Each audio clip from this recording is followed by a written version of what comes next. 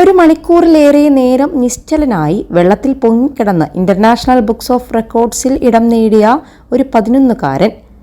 തിരൂർ തൃപ്പങ്ങോട് ബീരാൻചിറയിലെ ആലുങ്കൽ മുഹമ്മദ് ഹനീനാണ് ആരെയും അമ്പരിപ്പിക്കുന്ന അഭ്യാസത്തിലൂടെ റെക്കോർഡ് കുറിച്ചിരിക്കുന്നത്. നീന്തൽ പരിശീലനം തുടങ്ങി 4 മാസത്തിനകമാണ് ഹനീനിന്റെ നേട്ടമെന്നത് മറ്റൊരു റെക്കോർഡാണ്. തൃപ്പങ്ങോട് ബീരാൻചിറയിലെ ആലുങ്കൽ അബ്ദുൽ ഹക്കീമും മാതാവ് ചേന്നര പെരുന്തിരുത്തിയിലെ തൂമ്പിൽ മുബീനയും ചേർന്ന് തിരുനാവായയിലെ കോൾ ഓഫിൽ അവധിക്കാല വിനോദത്തിന്റെ ഭാഗമായാണ് ഹനീനെ നീന്തൽ പഠിക്കാൻ ചേർത്തത്. വെറും നീന്തൽ പഠനം മാത്രമായിരുന്നു അവരുടെ മനസ്സിൽ. എന്നാൽ പരിശീലകൻ താനൂർ സ്വദേശി NV നിസാർ അഹമ്മദ് ഹനീനിന്റെ കഴിവ് കണ്ടെത്തുകയായിരുന്നു. ജലനിരപ്പിൽ നിശ്ചലനായി കിടക്കുന്നതിനൊപ്പം 4 യോഗാസന രീതികൾ ചെയ്യാനും ഹനീന് സാധിക്കും.